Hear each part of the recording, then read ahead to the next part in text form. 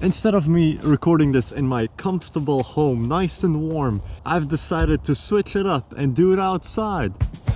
It's 1 degrees outside, 30 degrees Fahrenheit. This is what I'm gonna focus on. This is a tripod I've bought. I actually want to talk a little bit about tripods in general.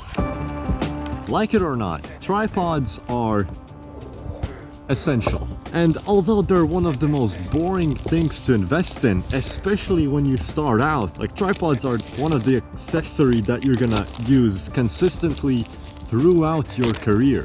And they come in various prices. There are some that start, Jesus, what is this wrapping? There are some that start at around 30 euros, the very plasticky ones, the ones you should never trust your camera on, or even your phone. Oh, my fingers are really getting freezy. There are tripods at around 100 and 200 euro dollar range, which are, you know, reliable. And then there are more expensive ones. But what about your average videographer and photographer? We just need something that works, and that is hopefully portable.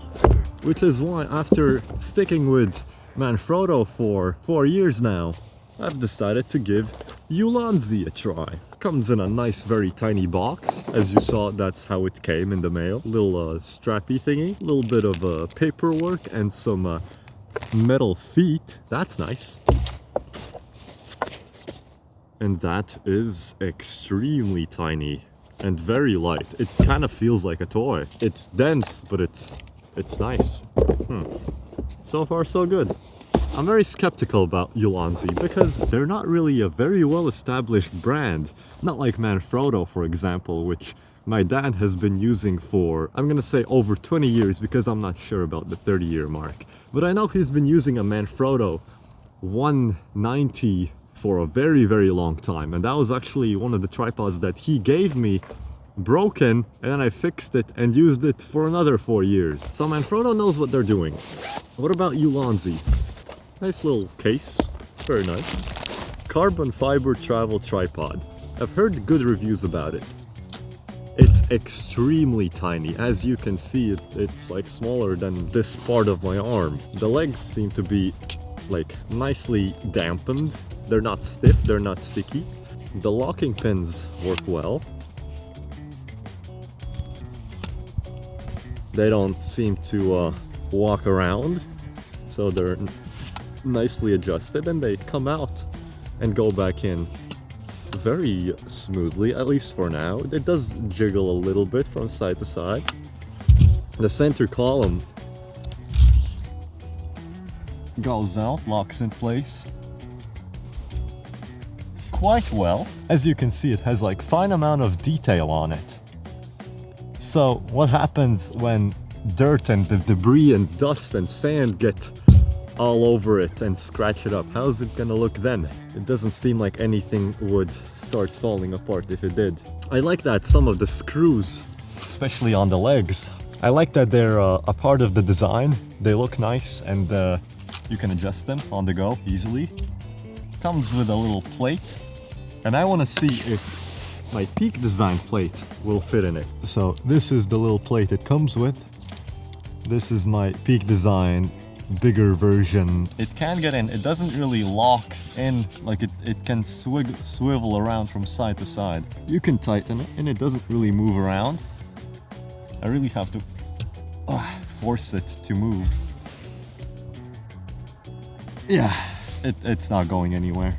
With this plate, however, the one it comes with, it does have these little marks on the side.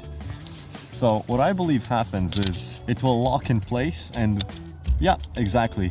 It will not move around. It's literally impossible for me to push it out. The Peak Design one doesn't have that, so it does have the small chance of sliding out. This Ulanzi one doesn't have that issue. I'm back home. Let's take a look at this new tripod. I've actually taken a pretty good look at it. I have a couple of thoughts and some pretty interesting conclusions. I think you'll want to hear them. So first of all, even disassembled, this tripod is extremely tiny. Now that I started thinking about it, it's closer to the size of my Manfrotto Pixie tripod than it is to my previous travel tripod. It's that tiny. Like, it's obviously disassembled here, but okay, yeah, this is like about half the size, but if I extend the legs, which sometimes I leave them open like this, we're not really that far off, especially with the features that this packs. I think this will kind of become a bit more obsolete. First things first, it's tiny and it's extremely lightweight, which did get me concerned and wondering about the quality of this product. It is dense. Like, apart from the legs, everything else feels extremely dense.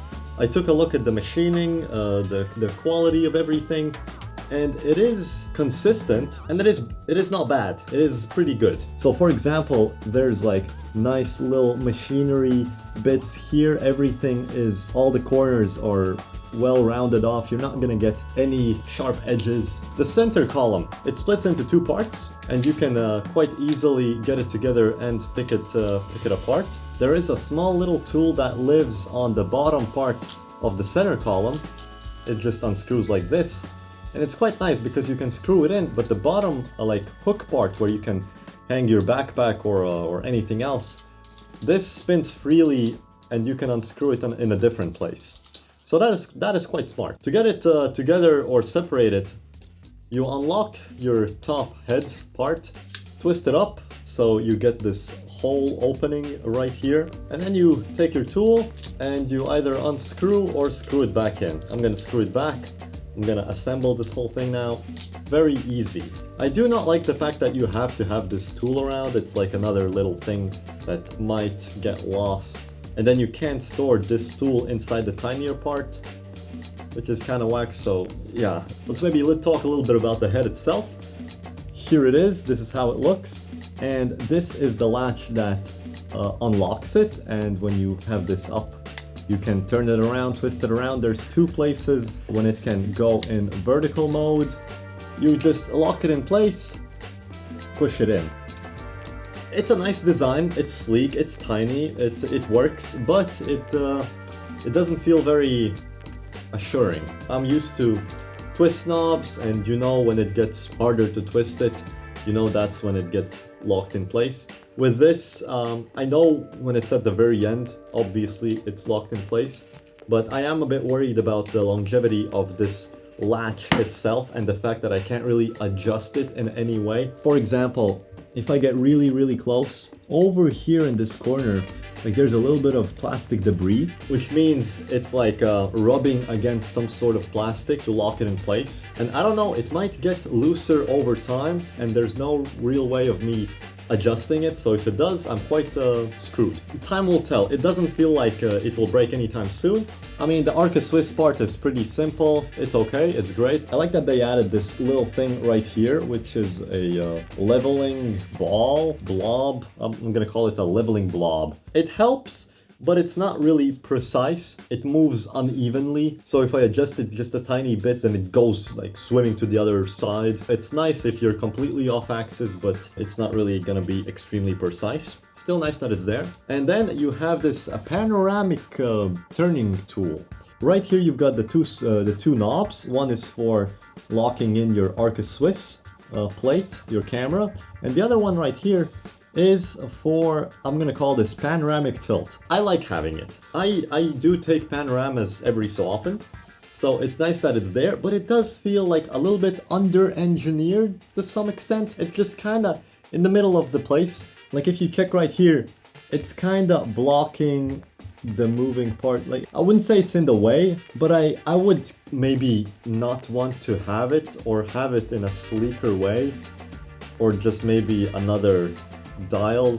Like, it works. Again, it's nice to have it. With all this sleekness that is going on in the tripod, this kind of feels out of place. Overall, the head feels nice. Like, it's great. It's pretty well engineered. Before I forget, I really want to emphasize that this looks great. Like, the color that they chose for the whole tripod is nice. I think it's very neutral, and it's not really gonna stand out in the crowd. It's professional, but it's basic enough to where you don't really pay attention to it. A little bit of branding in white letters and a little bit of red right here, but you can easily cover that with your own sticker if you want to. Then the legs. Tiny, lightweight, quite sturdy. I did test it out. I did extend it completely, locked it in tried to swivel it around and it held up very, very well. I was surprised actually how sturdy it felt. I do want to add that these legs do not fold upwards. They only stay downwards. This is the assembled tripod. You can disassemble the legs to clean them, to service them, whatever. These bottom feet, they screw out. Yes, they do. You take the rubber ones out and you can insert these metal ones that also come with the tripod, which is a nice touch. If you go hiking where there's rocky roads or sand or whatever, these metal feet do come in handy. I personally never have really used much of them, but I probably am going to keep them on for the summer season. This is how they look. Very nice. It's nice that they're included, and you can use the tool to really secure them in. There's like little holes on them. Here's the plate in action. I just attached it to this A6000. This is how it looks. It's a basic small Arca Swiss plate. This tripod accepts Arca Swiss plates, which is nice. That's what I used. Let's see how it locks in place. Open it up. Put the camera in. Nice. Secure it. And that's that. It's in there. You don't have to unscrew very far, but the twisting bit is well dampened. It's actually really well dampened to the point where I don't think you would accidentally twist it, or if you did, it would not really go far. So maybe in the winter with gloves on, it might be harder to twist it open. I would actually have it this way over it being loose, which is nice. Let's talk more about the plate. As I said, it accepts Arca Swiss. You can actually unscrew this plate with the tool that's included in the tripod, which is great because I don't always have a coin on me. I live in Denmark now and everybody's using digital money here, so I don't really have coins laying around anymore. The plate it comes with is actually quite nice. It comes with little rubber bits and it has this little bump. And it's quite nice because it's angled and it's not very, it doesn't go very far out, but it helps with the anti-twisting of your camera. If you put it right on your camera, even if it has a screen like this A6000 where it opens up and closes up and you have only this small little ledge where you can fit the little edge in. It fits perfectly in there. Basically the small little ledge. It's not too thick, it doesn't go up very far, it's well angled and it will not interfere with this Sony camera. I'm not sure about the others, but with this it fits perfectly and I'm sure they probably tried it on various cameras. So what are my overall thoughts of this tripod? I bought this with my own money, nobody's sponsoring me. I bought it with the intent to use it. Do I regret this purchase? Straight out, I'm gonna say no. I knew what I was getting myself into. But I think with this tripod, everything comes down to value. Because this is a value proposition. It's imitating, in so many ways, the Peak Design Travel Tripod, which is, I think, double the price of this. But this one comes with some better features. I'm not gonna go into them. There's other videos on YouTube that I watched before purchasing this that went over that. There are tripods that cost 40 bucks. There are tripods that cost 100, 300, and 1,000. And there's very different kinds and various different purposes. I would say most tripods between the price 100 and 200 bucks will get the job done. They will have all the features you need. Their quality is probably gonna be good enough to the point where your camera doesn't accidentally fall off or it doesn't break on small impact or anything. It's gonna get the job done. That's what my tripod did. That's what most tripods that I've seen that are popular in that price range will do. So why does this cost? I think it was 250 bucks or 300 bucks, somewhere around that line. Why this costs extra is because of the extra features. It is small, it is compact, it is tiny, it has carbon fiber, it's well built, it doesn't really have any manufacturing flaws that I can find. It has the great screwdriver built in. It comes down to a very compact size.